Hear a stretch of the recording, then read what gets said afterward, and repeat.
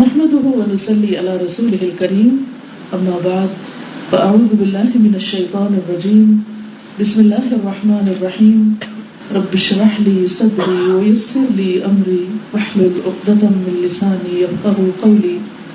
اللہ سبحانہ وتعالیٰ نے بہت سی مخلوقات کو پیدا کیا، لیکن انسان ایک بالکل یونیک اور الگ اور بہترین چیز ہے جس کے لیے باقی تمام چیزیں بنائی گئی. اس دنیا میں انسان کی ضروریات پوری کرنے کے لیے اتنی نعمتیں ہیں کہ جن کو انسان گن نہیں سکتا. ہمارے کھانے پینے کے لیے صرف کھانا پینا نہیں، بھوک مٹانا نہیں، زبان کے ذائقے کے لیے ہماری قوت شامہ یعنی ہماری سونگنے کی حس جو ہے اس کے لیے بے شمار خوشبوئیں، زبان کے لیے بہت سے ذائقے، آنکھ کے دیکھنے کے لیے بہت سے رنگ، اور اسی طرح ہماری جذباتی ضروریات کے لیے اللہ سبحانہ وتعالیٰ نے ایسے انسان پیدا کیے کہ جن کے لیے ہمارے دل میں محبت ڈالی. ہمارے بچے، شوہر، بہن بھائی، والدین، دوست احباب اور بہت سارے لوگ. پھر اسی طرح انسان کو چونکہ عقل دی گئی، غور و فکر کی صلاحیت دی گئی، تو انسان کی ذہنی عقلی ضروریات کو پورا کرنے کے لیے اس کے اندر غور و فکر کی جو عادت ڈالی گئی اور مختلف چیزوں کے بارے میں سوچ بچار کرنا، یہ بھی ایک یونیک صلاحیت ہے جو دوسرے جانوروں کے اندر، دوسری کریشن کے اندر نہیں ہے. اور پھر غور و فکر کے اتنے فیلڈ اور اتنی چیزیں کہ اگر انسان صرف ایک ایٹم پر ہی غور کرنا شروع کرے تو انسان کی عقل حیران ہو جائے، یعنی کوئی انتہا ہے ہی نہیں. یعنی انسان کو جہاں ایک طرف طاقت دی گئی، قوت دی گئی جسمانی طور پر، وہاں ذہنی طور پر جو صلاحیتیں عطا کی گئیں اور باقی بھی جو سب صلاحیتیں ہیں ان کا میکسیمم یوز کرنے کے لیے اللہ تعالیٰ نے اتنے وسیع مجالات یا اتنے مختلف طرح کے مواقع اس کو عطا کیے ہیں کہ انسان ان کو گن بھی نہیں سکتا، ان کے بارے میں سوچ بھی نہیں سکتا، یعنی کوئی انتہا ہے ہی نہیں. اور یہ تو صرف دنیا کی بات ہے. پچھلے دنوں ایک میں ویڈیو دیکھ رہی تھی کہ اللہ تعالیٰ نے جو کچھ پیدا کیا ہے اس میں سے سب سے چھوٹی چیز کیا ہے.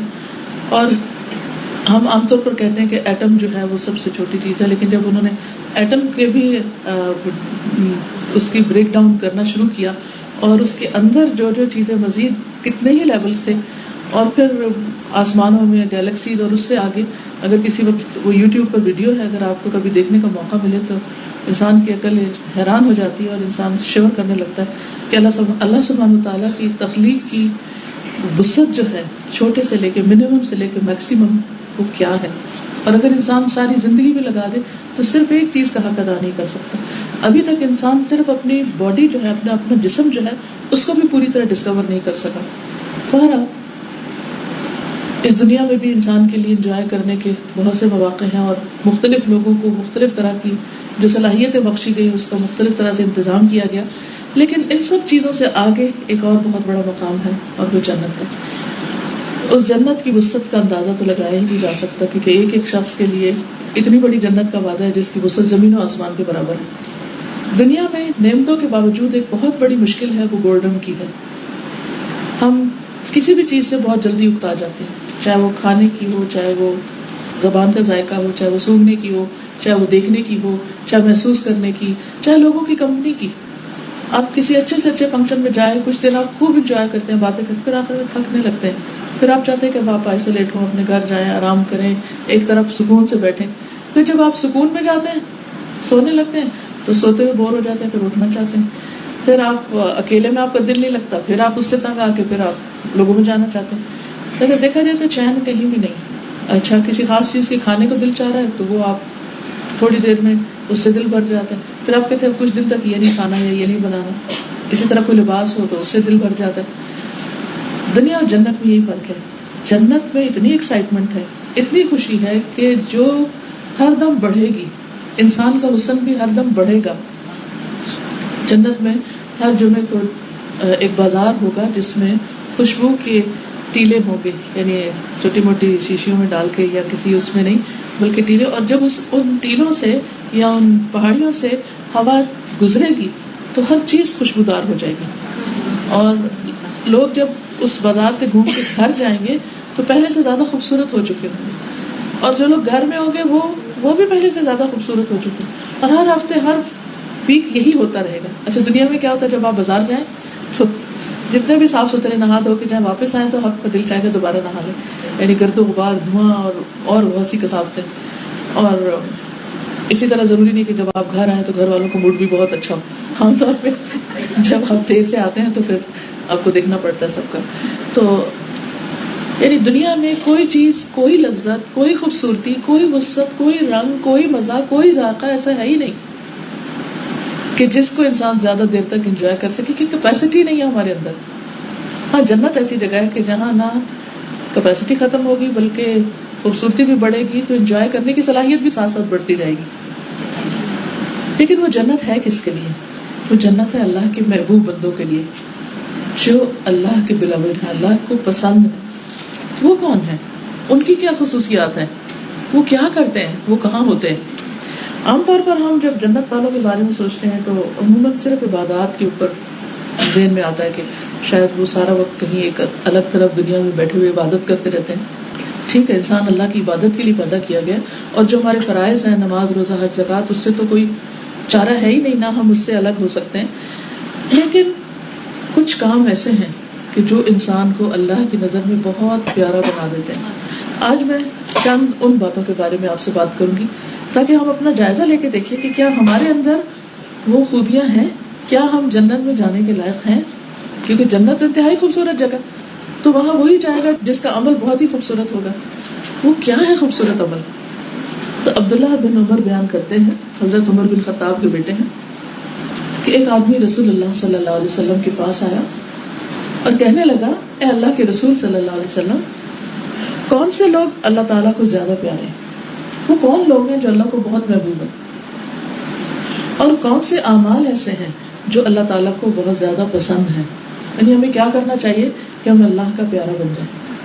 اب دیکھیں کہ محبت بھی انسان کی ایک ضرورت ہوتی ہے، اور ہر انسان کیا چاہتا ہے کہ کوئی اس سے محبت کرے.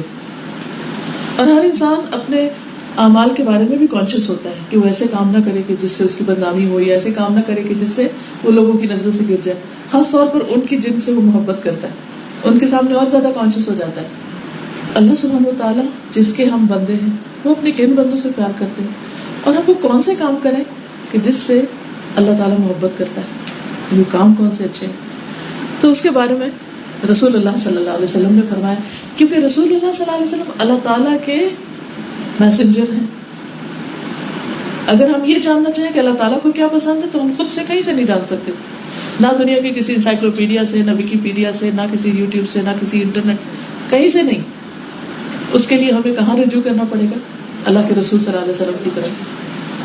اور آپ کی بات ہی سب سے سچی بات ہے، سب سے اچھی بات.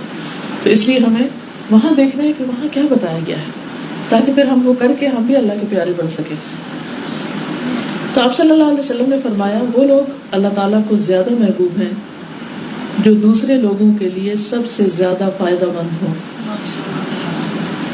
جو دوسرے انسانوں کے لیے سب سے زیادہ فائدہ مند ہوں، یعنی دوسروں کو فائدہ پہنچانے والے ہوں، دوسروں کو فائدہ دینے والے ہوں. آج آپ دیکھیں کہ خود غرضی کی اس دنیا میں ہر شخص کیا چاہتا ہے کہ وہ کیسے فائدہ اٹھا سکتا ہے، وہ دوسروں سے کیسے فائدہ حاصل کر سکتا ہے. اور ایسے لوگ کم ہوتے ہیں جو یہ سوچتے ہوں کہ میں کس جگہ کس انسان کو کیسے فائدہ پہنچاؤں، میں کیا کروں کہ جس سے دوسروں کا فائدہ ہو، دوسروں کا بھلا ہو. اب ہم میں سے ہر ایک کو اپنی اپنی کیپیسٹی میں، اپنی اپنی جگہ پر یہ سوچنا ہے کہ ہمارے پاس وہ کون سی سکل ہے، وہ کون سی نعمت ہے، وہ کون سی چیز ہے کہ جس سے ہم دوسروں کو فائدہ پہنچا سکتے ہیں. کیونکہ ہر انسان برابر نہیں ہے. کسی کے پاس علم زیادہ ہے، کسی کے پاس مال زیادہ ہے، کسی کے پاس جسمانی قوت زیادہ ہے، کسی کی عقل بہت ہے، کسی کے پاس کوئی اور خوبی. کچھ لوگوں کے پاس ایسی سکلز ہوتی ہیں جو دوسروں کے پاس نہیں ہوتی. تو ہماری اسپیشلٹی کیا ہے؟ ہم کیا زیادہ بہتر طور پر جانتے ہیں، ہم کیا زیادہ اچھی طرح کر سکتے ہیں. تو اس کے لیے ہمیں نمبر 1 اپنے آپ کو پہچاننا ہے کہ وہ کون سی چیز ہے جو میرے پاس، جو میں دوسروں کو خوشی سے دے سکتی ہوں، دوسروں کو اس سے فائدہ پہنچا سکتی ہوں. وہ چھوٹی سے چھوٹی چیز بھی ہو سکتی ہے، وہ بڑی سے بڑی چیز بھی ہو سکتی ہے۔ مثلا آپ میں سے کوئی بتائے گا کہ آپ کیا سمجھتے ہیں کہ آپ اپنی کس چیز سے دوسرے کے فائدے کا کام کر سکتے ہیں؟ مثلا آپ کو کیا اچھا آتا ہے؟ علم اور چھوٹی چھوٹی چیزیں۔ اچھا دیکھیے، علم تو ایک بہت بڑا لفظ ہے، اور علم کی کتنی قسمیں، بے شمار قسمیں ہیں۔ علم عام طور پر ہم کتابی علم کو علم سمجھتے ہیں یا کسی ڈگری کو علم سمجھتے ہیں۔ آج کے دور آپ دیکھیں کہ ہم صرف اس کو عالم کہیں گے جس کے پاس کسی یونیورسٹی کا یا کسی مدرسے کا یا کسی انسٹیٹیوٹ کا کوئی سرٹیفکیٹ ہو، اس پہ تولتے ہیں لوگوں کو۔ بہت سے لوگ سیلف ایجوکیٹڈ ہوتے ہیں، خود سے پڑھ رہے ہوتے ہیں، اور ان کے پاس اتنا علم ہوتا ہے، اتنی کام کی باتیں ہوتی، اتنے فائدے کی باتیں ہوتی، ایسے ایسے ہنر ہوتے ہیں کہ آپ سوچ ہی نہیں سکتے، آپ حیران ہو جائیں گے۔ اب مثلاً آپ لوگوں کا بھی ایکسپیرینس ہوگا، میرا اپنا پرسنل ایکسپیرینس ہے۔ ہماری نانی اماں جو تھی وہ کسی اسکول نہیں گئی تھی، لیکن میں نے ان سے اتنی چیزیں سیکھی کہ میں بچپن میں ان کے پاس رہی تھی۔ آج بھی کبھی میں تنہائی میں بیٹھی ہوتی تو میں سوچتی ہوں کہ اچھا یہ چیز کہاں سے سیکھی میں نے، تو مجھے آتا تھا کہ اچھا ہونا۔ ایون جو وہ الفاظ بولتی تھی، جو ان کے محاورے ہوتے تھے، جو وہ لینگویج تھی، جتنے درختوں کے نام ان کو آتے تھے، جتنے پودے اور ان کی جو خصوصیات ہوتی تھی، بے شمار چیزیں۔ چلتا پھرتا ایک انسائکلوپیڈیا تھا۔ اللہ تعالیٰ ان پہ بہت رحمت کرے۔ جیسے جہاں بھی ہم نے جانا نا تو وہ چپ کر کے نہیں بیٹھتی تھی، وہ کچھ نہ کچھ بتاتی رہتی تھی، شیئر کرتی رہتی تھی، یہ ایسے ہوتا ہے، یہ ایسے ہوتا ہے، یہ یوں کرتا ہے، یہ فلاں کرتا ہے، اور پھر اپنے پرانے قصے اور واقعات اور بچپن کی چیزیں اور دائیں کی اور بائیں کی اور ایسی زبردست ڈسکرپشن۔ اب یہ ان کی اسکل تھی اور وہ انہوں نے اس سے بہت فائدہ پہنچایا۔ اچھا اسی طرح پکاتی بہت اچھا تھی، تو مجھے یاد نہیں کہ انہوں نے کوئی ریسیپی ہمیں لکھوائی ہے کچھ، لیکن وہ جو کچھ میں انہوں نے کرتے دیکھا وہ میرے مائنڈ میں ہے،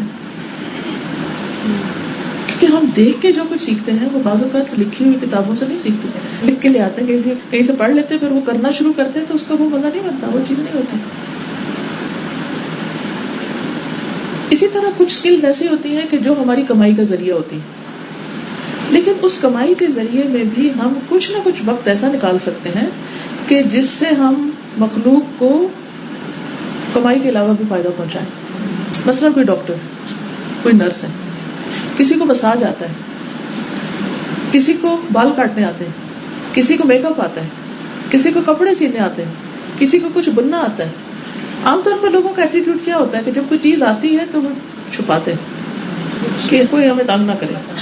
اگر کسی کو پتہ چل گیا، امریکہ میں ایک بچی آئی انگلینڈ سے، تو اس کو پروفیشنلی ہجامہ ٹرینڈ تھی، ہجامہ کرتے ہیں نا وہ جو کپنگ کرتے ہیں، یہاں بھی شاید ہوتا ہوگا، وہ ایک علاج کا ذریعہ۔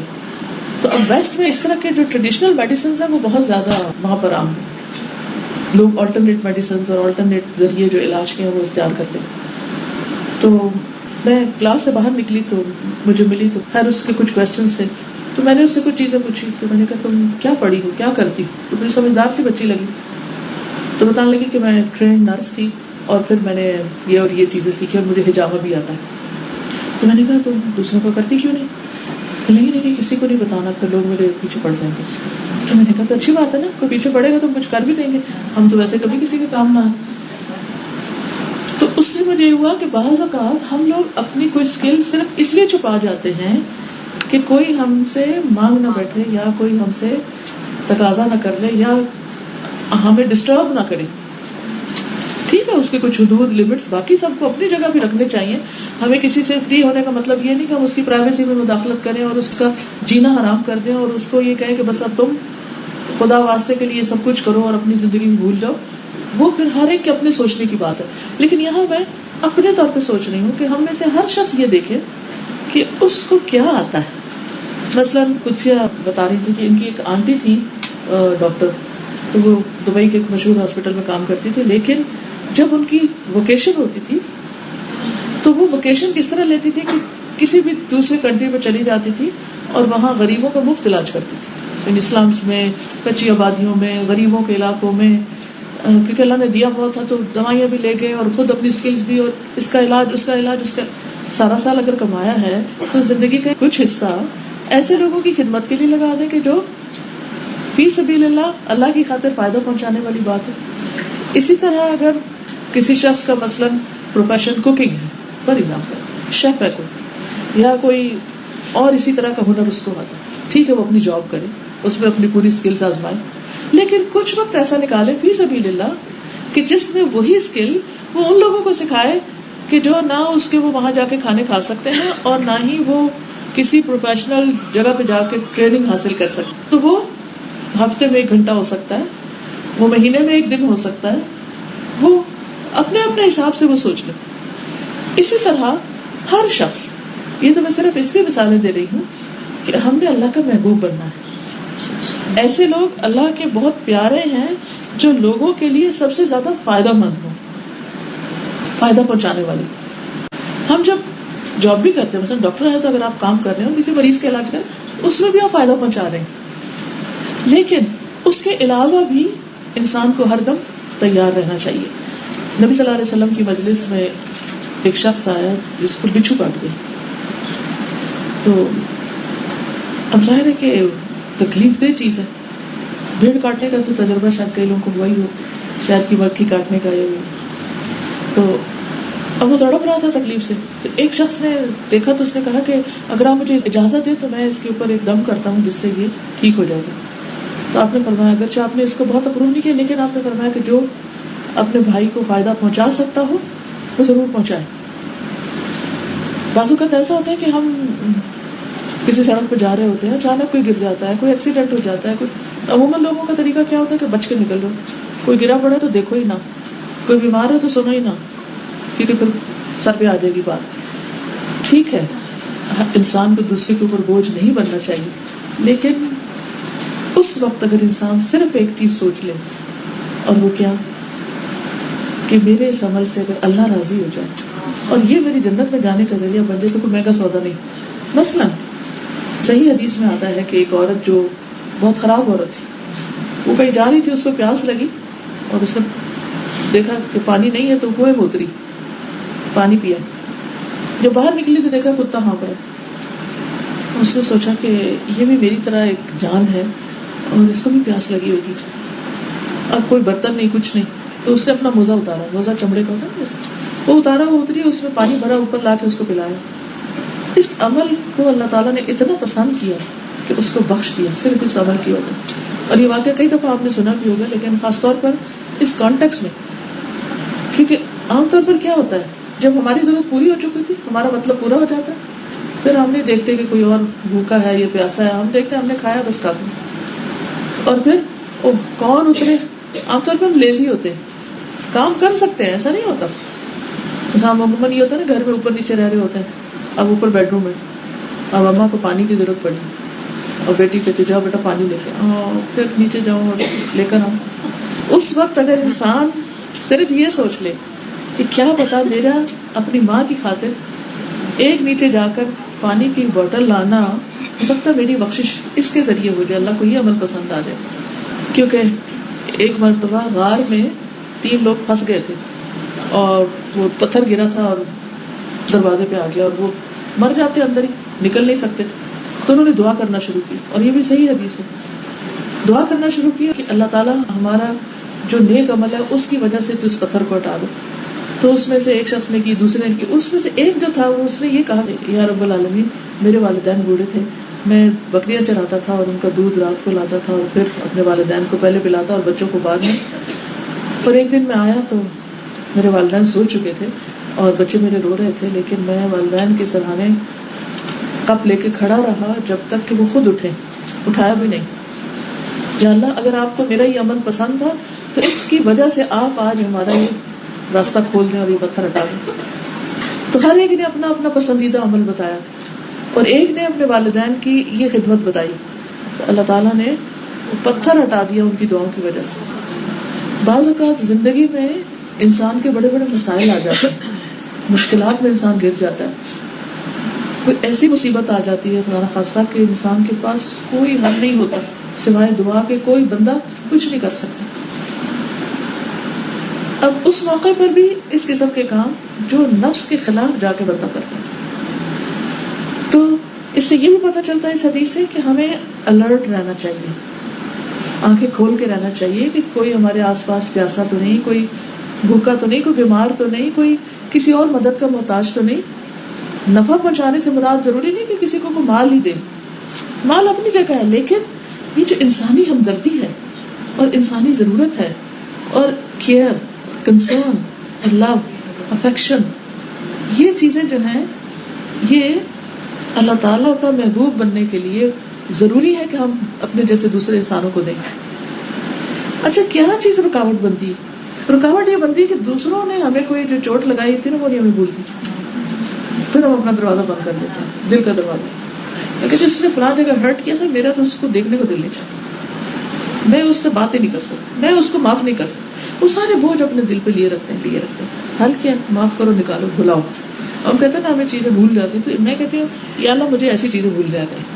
ہم سب حادثے کی کبھی کا شکایت کرتے ہیں، پتہ نہیں کیا ہو گیا، میری تو میموری کو کچھ ہوتا جا رہا ہے. ہر دوسری عورت یہی کہتے سنائی دے، اگر میموری کو کچھ ہو رہا ہے تو گرجز کو نکال دیں باہر، ان کو میموری سے باہر کر دیں، ایسی چیزوں کو آف لوڈ کر دیں کہ جنہوں نے ہمارے لیے زندگی حرام کی ہوئی، معاف کر کے آگے چلیں.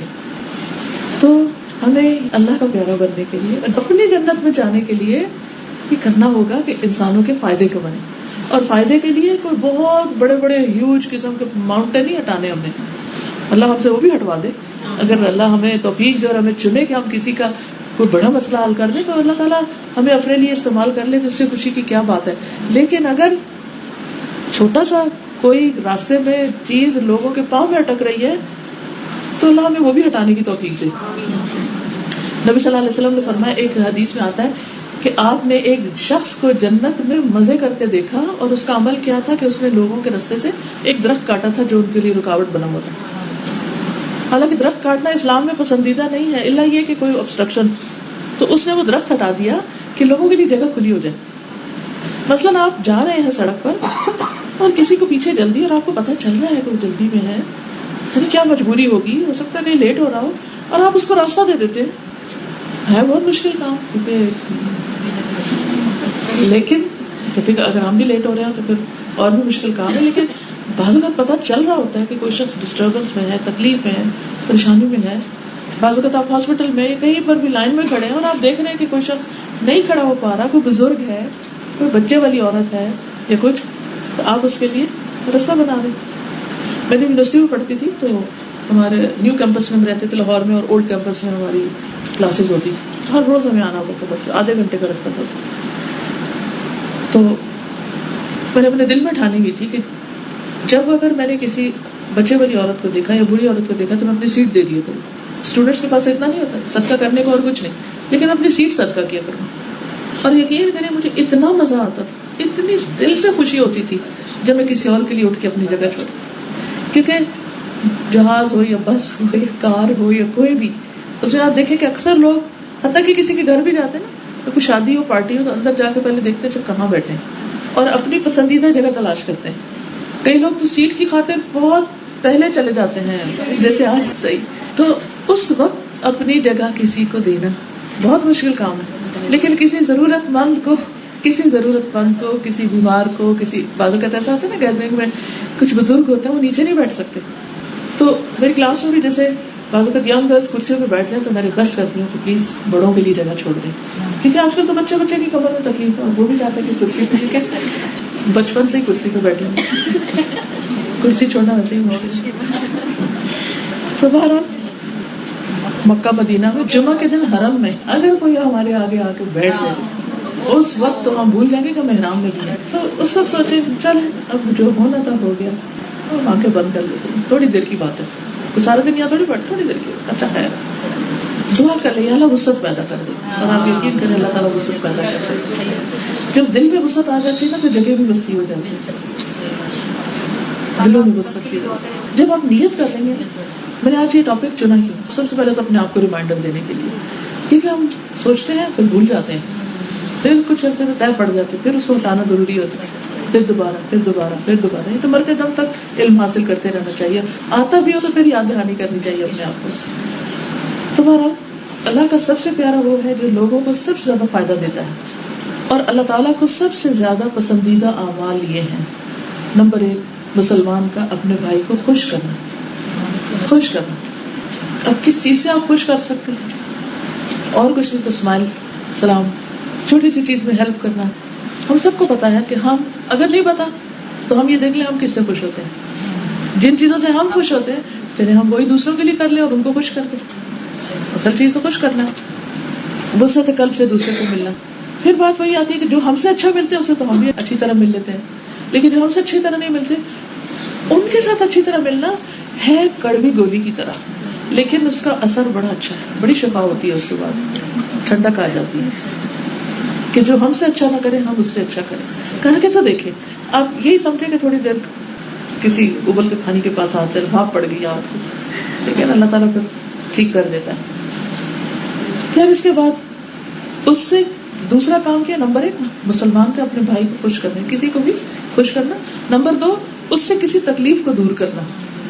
کوئی بھی تکلیف، کوئی چیز اس کو چبھ رہی ہے، کوئی تکلیف دے رہی ہے، اور اپنی تکلیف سے انسان دوسروں کو بچائے. مثلا بعض اوقات ہم رستے میں جوتے اتار لیتے ہیں، بعض اوقات رستے میں دروازے پہ کھڑے ہو جاتے ہیں، سارے لوگ پیچھے کھڑے ہیں ہماری وجہ سے، بعض اوقات غلط جگہ گاڑی پارک کر دیتے ہیں.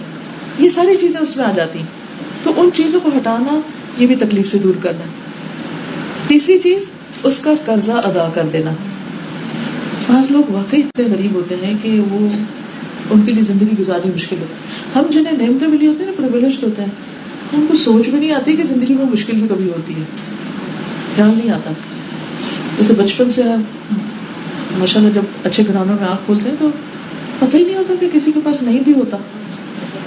جیسے الحمدللہ ہمارے والد اللہ نے اچھا ان کا رہن سہن رکھا ہوا تھا، تو کیونکہ بچپن میں کوئی سمجھ نہیں آئی، کیونکہ جو ذرا بڑے ہوئے آنکھ کھولی اور لوگوں کی مشکلات دیکھی تو پھر ہوش آئی کہ اچھا ایسے بھی ہوتا ہے.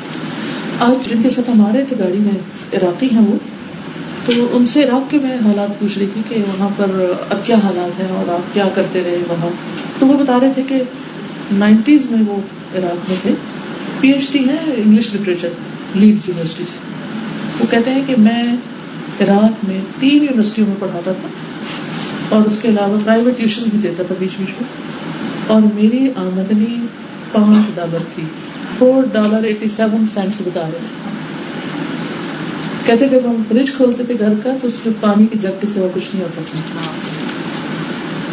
اور میں صبح سے رات تک کام کرتا تھا، اور اللہ ہی جانتا ہے کہ اس نے کس طرح ہمیں زندہ رکھا، کیسے کھلایا پلایا. یہ ایک میریکل تھا کہ اللہ رازق ہے اور وہ ہمیں اتنا دے دیتا تھا کہ پیٹ. یہ وہ شخص ہے جس نے انگلش لٹریچر میں PhD کی ہوئی تھی اور اتنا محنتی. کہتے کہ میں پھر ملک چھوڑ کے آ گیا تو اللہ نے بہت سے دروازے کھول دیے رزق کے. تو بہرحال ہم ایسے علاقوں کا جہاں جنگیں ہیں، جہاں فتنہ فساد ہے، جہاں بہت سی خرابیاں ہیں، ان ملکوں میں لوگوں پہ کیا گزری ہمیں تو بتا رہی ہے، کیونکہ اللہ کا شکر ہے ہمیں امن میں رکھا ہو. تو اگر اپنے رشتہ داروں میں سے پتہ ہو کہ ان پہ صرف راشن لینے کی وجہ سے قرضہ چڑھ گیا.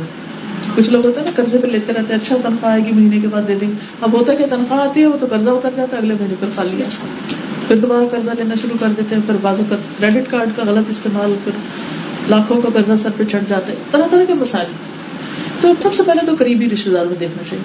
بہن بھائیوں میں دیکھیں کہ کوئی ایسا تو نہیں کہ جس کے اوپر جینوئن ریزن سے قرضہ چڑھ گیا ہو، تو چپکے سے اس کی مدد کی جا سکتی. قرضے میں تو زکوٰۃ بھی دی جا سکتی ہے اگر اس نے اپنی بیسک نیڈس کے لیے قرضہ لیا ہے. یہ الگ بات ہے کہ اگر کوئی نشے کے لیے قرضہ لے رہا ہے تو پھر وہ تو اس کی اور چیز ہے. لیکن عموماً یہ ہوتا ہے کہ جب کبھی کوئی پریشان ہوتا ہے تو ہم کہتے ہیں اس کے اپنے ہاتھوں کی کمائی. کیوں کیا تھا اس نے فلاں کام؟ میرا بیٹا چھوٹا سا تھا، ایک دن میں نے اسے کہا کہ یہ صدقہ کرنا ہے نا، فلاں کو دینا ہے تو اس کو ضرورت ہے، تو کیونکہ وہ غریب ہے تو اس کو دینا. کہتے اٹس ہز اون فالٹ. میں نے کہا واٹ؟ کہتے کام کیوں نہیں کرتے؟ میں نے کہا تمہیں کیا خبر کہ وہ کام کرتے ہو لیکن کام کرنے کے باوجود بھی ان کو پورا نہ ہوتا. تو اس دن مجھے خیال ہے کہ اچھا بچے اس طرح سوچتے ہیں کہ اگر کوئی غریب ہے تو اٹس ہز اون فالٹ. نہیں، it's not his own fault. بعض اوقات سرکمسٹانسز ایسے ہو جاتے ہیں کہ، اور میں سوچی تھی کہ یہ بچہ ہے نا، اس نے تو منہ سے بول کے کہہ دیا اٹس اون فالٹ.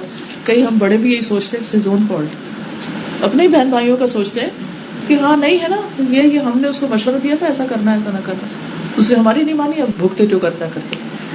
ٹھیک ابھی غلطی ہو گئی، اب اس کے بچوں کو تو نہ وہ بھگتنا پڑے، اس کی بیوی کے اوپر تو نہ مصیبت پڑے. تو کوئی طریقہ اختیار کر کے انسان کوئی ذریعہ ہو سکتا ہے کہ جس سے ہم مدد کریں اور اسے کھانا کھلائیں. یہ تیسرا پسندیدہ کام. نبی صلی اللہ علیہ وسلم نے فرمایا مجھے اپنے کسی بھائی کی ضرورت پوری کرنے کے لیے اس کے ساتھ چلنا اس مسجد نبوی میں 1 ماہ کے اعتکاف سے زیادہ پیارا ہے. اچھا اس کا یہ مطلب نہیں اعتکاف کرو ہی نا, گلیوں بازاروں میں پھرتے رہو کہ شاید کوئی مل جائے ہمیں تو اس کے ساتھ پھر کے ہم بھی ثواب کو. نبی صلی اللہ علیہ وسلم ہر سال اعتکاف بھی کرتے تھے. اچھا ہم کسی غریب کی مدد نہیں کرتے تھے, قربانی کرنے کا کیا فائدہ, کسی کی شادی کرا دو اس پیسے. جب کوئی شادی کے لیے آتا تو کہتے ہیں کہ تم فضول خرچی کرتے ہو, نہ وہ کریں گے نہ وہ کریں گے. شتر مرغ کو اگر کہا جائے کہ تم سامان ڈھو یعنی لا دو کہ اونٹ ہو, کہتے نہیں کہ میرے تو پر ہے میں تو مرغ ہوں. اور جب اسے کہا جاتا ہے اڑو تو کہتا نہیں میں تو شتر ہوں یعنی اونٹ ہوں. تو شتر مرغ پالیسی یہ ہوتی ہے کہ ہر چیز سے بچنے کا کوئی نہ کوئی ریزن تلاش کیا ہوتا ہے, جسٹیفائی کیا ہوتا ہے اپنے آپ کو, اور کوئی کام نہیں پھر کر کے دیتے ایسے لوگ. تو کام نہ کرنے کے بہانے ڈھونڈنے کی بجائے کرنے کی وجہ تلاش کرنی چاہیے. جب اعتکاف کا موسم ہے تو اعتکاف بھی کر لیں اگر اللہ تعالیٰ توفیق دے, لیکن اس سے پہلے کئی اعتکاف ہو سکتے ہیں, سال بھر میں اعتکاف ہو سکتے ہیں, کیونکہ ہم سب مسجد نبی کا اتنا احترام کرتے ہیں, پھر رمضان کا, پھر اعتکاف کا, ہمارے نزدیک یہ اعلیٰ ترین درجے کی عبادت ہے نا, جس کو بڑے خوش قسمت پہنچتے ہیں. لیکن آپ صلی اللہ علیہ وسلم نے اس سے مثال دے کے ہمیں یہ سمجھایا کہ اگر تم کسی ضرورت مند کی ضرورت میں اس کے ساتھ چلو. اچھا ساتھ چلنا کیوں ضروری؟ بعض اوقات ہم کہتے ہیں اچھا یہ پیسے لے لو کام کر لو, اچھا فون کر کے کوئی مشورہ دے دیں گے یا کوئی اور طریقہ, لیکن کسی دکھی دل والے کے ساتھ چلنا, ساتھ دینا, اس کو مورل سپورٹ دینا, کمپنی دینا, صبر دلاسا دینا, جیسے کوئی فوت ہو گیا کسی کا, یا کوئی اکیلی لڑکی مثلا جیسے یہاں بھی کئی بچیاں شادی ہو کے آئی ہوگی اور پھر بچہ پیدا ہونے والا ہے, کوئی ساتھ ہاسپٹل جانے والا نہیں, کوئی امی نہیں, کوئی بہن نہیں, کوئی کچھ نہیں.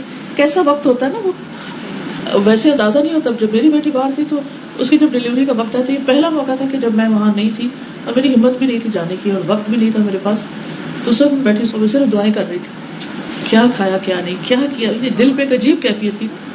تو سب مجھے سب بچیوں کا خیال ہے کہ جو ایسے ملکوں میں باہر جاتی ہیں اور اس وقت ان کے پاس کوئی نہیں ہوتا, یعنی وہ میرے غم کی ایک عجیب کیفیت تھی. تو جب بھی کوئی ایسی چیز ہوتی ہے تو دوسروں کے لیے میں فوراً سوچنے لگتی ہوں. چوٹ کھا کے بندے کو سمجھ آتی ہے کہ کسی کو چوٹ لگے تو اس سے بھی کیا گزرتی. تو اب اس میں آپ دیکھیے کہ آپ کی ہمسائی ہے, نیبر ہے, مسلم ہے, نان مسلم ہے, کوئی بھی ہے, انسان ہے نا, اگر اس کو ضرورت ہے تو اپنا تھوڑا سا کام ڈیلے کر کے ساتھ چلے جائیں, اچھا مشورہ دے دیں, مدد کر دیں, کچھ پکا کے بھیج دیں. جیسے میت کے گھر 3 دن کے کھانے کی بات ہے, لیکن اب تو ہم میت والے ہی خود بیچارے کھلاتے ہیں. تو نبی صلی اللہ علیہ وسلم نے فرمایا مجھے اپنے کسی بھائی کی ضرورت پوری کرنے کے لیے اس کے ساتھ چلنا اس مسجد نبوی میں 1 ماہ کے اعتکاف سے زیادہ محبوب ہے. پھر فرمایا جس نے اپنے غضب کو روک لیا, غصہ آیا خوب کنٹرول کر لیا, اللہ تعالیٰ اس کی خامیوں پہ پردہ ڈالے گا, اس کے عیب چھپا دے گا. اور جو آدمی اپنے غصے کو نافذ کرنے کی طاقت کے باوجود پی گیا, اللہ تعالیٰ قیامت کے دن اس کے دل کو امیدوں سے بھر دے گا, جس سے خوف نہیں ہوگا اس پر, پر امید ہوگا کہ مجھے اچھا ٹھکانہ ملنے والا ہے. جو اپنے بھائی کے ساتھ اس کی ضرورت پوری کرنے کے لیے چلا, اللہ تعالیٰ اس کو قیامت کے دن ثابت قدم رکھے گا, جس دن قدم ڈگمگا جائے گا. تب ضرورت پوری کرنے کے لیے ساتھ چلنے کے بعد 2 دفعہ آئی, کتنی بڑی نیکی. تو اللہ تعالیٰ سے دعا ہے کہ اللہ ہمیں عمل کی توفیق عطا فرمائے اور ہم واقعی دوسروں کے لیے خیر, بھلائی, خوشی اور رحمت کا ذریعہ بنے, تکلیف کا ذریعہ نہ بنے. کیونکہ نبی صلی اللہ علیہ وسلم نے فرمایا کچھ لوگ خیر کی چابیاں ہوتے ہیں اور شر کے تالے ہوتے ہیں, اور کچھ لوگ شر کی چابیاں اور خیر کے تالے ہوتے ہیں. وہ ہر خیر کا دروازہ بند کر دیں گے. بس خوشخبری ہے اس کے لیے جس کے ہاتھ پر اللہ تعالیٰ نے خیر کی راہیں کھول دی, یعنی ایسا کوئی کام کیا کہ جس سے لوگ خیر کی طرف چل پڑے. اور ہلاکت ہے اس آدمی کے لیے جس کے ہاتھ پر اللہ تعالیٰ نے شر کی راہیں کھول دی, یعنی جس نے لوگوں کو تکلیف اور پریشانی میں مبتلا کر دیا. تو اللہ تعالیٰ ہمیں دوسروں کے لیے خیر کی راہیں کھولنے والا بنائے اور ہماری ذات سے کسی کو تکلیف نہ ہو. وآخر دعوانا ان الحمد للہ رب العالمین. سبحانك اللهم وبحمدك نشهد ان لا اله الا انت نستغفرك ونتوب اليك. سبحان الله والحمد لله ولا اله الا الله والله اكبر ولا حول ولا قوة الا بالله العلي العظيم. اللهم صل على محمد وعلى آل محمد كما صليت على إبراهيم وعلى آل إبراهيم إنك حميد مجيد. اللهم بارك على محمد وعلى آل محمد كما باركت على إبراهيم وعلى آل إبراهيم إنك حميد مجيد ربنا آتنا في الدنيا حسنة وفي الآخرة حسنة وقنا عذاب النار ربنا لا تزغ قلوبنا بعد إذ هديتنا وهب لنا من لدنك رحمة إنك أنت الوهاب ربنا هب لنا من أزواجنا وذرياتنا قرة أعين وجعلنا للمتقین اماما. یا اللہ پاک جتنی بھی بہنیں آئی ہیں جو کچھ ہم نے پڑھا ہے سنا ہے ہمیں اس پر عمل کرنے کی توفیق عطا فرما. اس گھر پر اپنی خیر و برکت نازل فرما. جتنے بھی لوگ آئے ہیں ان کے دلوں میں جو دعائیں اور نیک تمنائیں ہیں ان کو پورا فرما. سب کو صحت اور عافیت عطا فرما. اللہ ہم سب کے والدین پر اپنی رحمت فرما. ہماری اولادوں کو نیک ہدایت دے, انہیں ہدایت کے راستے پر چلا. یا رب العالمین سب کی تکلیفیں دکھ اور پریشانیاں دور کر دے. ہمارے گناہوں کو معاف کر دے. ہمارے لیے جنت کے راستے آسان فرما دے. یا رب العالمین ہمیں دنیا اور آخرت کی بھلائیاں نصیب فرما. اللہ سب لوگوں کی تکلیفیں اور پریشانیاں دور کرتے ہیں. ربنا تقبل منا انك انت السميع العليم وتب علينا انك انت التواب الرحيم وصلى الله تعالى على خير خلقه محمد وعلى آله واصحابه واهل بيته اجمعين برحمتك يا ارحم الراحمين. الہی آمین. سبحانك اللهم وبحمدك نشهد ان لا اله الا انت نستغفرك ونتوب اليك.